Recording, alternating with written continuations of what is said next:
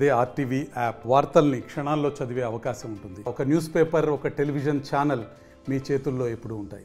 బహుభాషావేత్త, ప్రపంచ ప్రఖ్యాతిగాంచినటువంటి మేధావి పివి నరసింహారావు తెలుగు బిడ్డ. మొదటిసారిగా ప్రధానమంత్రి పదవిని అధిష్ఠించినటువంటి వ్యక్తి. అనేక సంస్కరణలు ఇంప్లిమెంట్ చేశారు.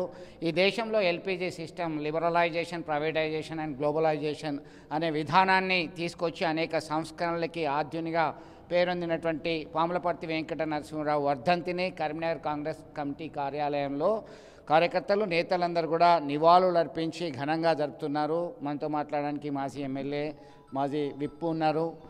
చెప్పండి, ఎట్లా చూడొచ్చు ఈయన వర్ధంతికి సందర్భంగా ఆయనకు ఉన్నటువంటి చేసిన సేవలను ఏ విధంగా మీరు తలుచుకుంటారు? భారతదేశ ప్రజలందరూ కొనియాడదగ్గ బిడ్డగా పివి నరసింహారావు భారత ప్రధానమంత్రిగా పనిచేశాడు.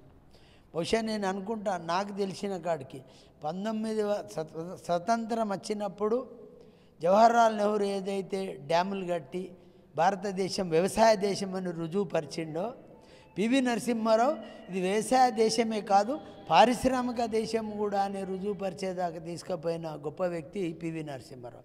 పివి నరసింహారావు ఆనాడు ఆర్థిక సరళీకృత విధానం అని ప్రవేశపెట్టి ప్రతి మనిషి లోను తీసుకునే విధానంలో చాలా శ్రమ చేశాడు. ఆనాడు ఆయనకు రైట్ హ్యాండ్గా ఆనాటి ఆర్థిక శాస్త్రవేత్త, తర్వాత ప్రధానమంత్రి అయిన మన్మోహన్ గారు వారికి రైట్ హ్యాండ్గా ఉండి పనిచేసిండు. కాబట్టి ఆనాటి పరిస్థితుల్లో కాంగ్రెస్ మైనార్టీ గవర్నమెంట్ అయినప్పటికీ సంఖ్యాపరంగా మెజార్టీ ఉన్నట్టుగా ఎలాగైతే పనులు చేస్తారో అలాంటి కార్యక్రమాలు ప్రపంచం కొనియాడే విధంగా చేసాడు. అందులో ఒక ఉదాహరణ చెప్పదలుచుకున్నా. ఆనాటికి భారతదేశంలో దాదాపు కొన్ని టన్నుల బంగారాన్ని కుదోపడి ఉన్న సందర్భం.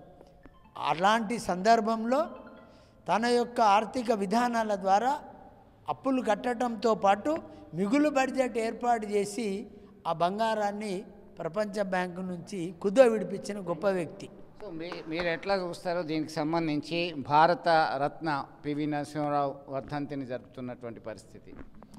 వాస్తవంగా మన తెలుగు ముద్దుబిడ్డ మన పివి నరసింహారావు గారు, వారు అష్టభాషా పండితులు. అదేవిధంగా జవహర్లాల్ నెహ్రూ గారితో, అదేవిధంగా ఇందిరాగాంధీతో మరియు రాజీవ్ గాంధీ యొక్క క్యాబినెట్లో పనిచేసినటువంటి మొట్టమొదటి వ్యక్తి. అదేవిధంగా ఈ దేశం క్లిష్ట పరిస్థితిలో ఉన్నప్పుడు అసలు మైనారిటీ గవర్నమెంట్ ఏర్పాటు చేసి దాన్ని 5 సంవత్సరాలు కొనసాగించి ఈరోజు యువతకు ఉద్యోగాలు దొరుకుతున్నాయి అంటే ఆ రోజు WOT ఒప్పందం చేసుకొని పివి నరసింహారావు గారు కంప్యూటరీకరణ చేసి ప్రతి ఒక్కరికి ఈరోజు ఉద్యోగం దొరుకుతాన్ని ఇంజనీరింగ్ చదివిన వాళ్ళకంటే కారణం మన పివి నరసింహారావు చెప్పక తప్పదు.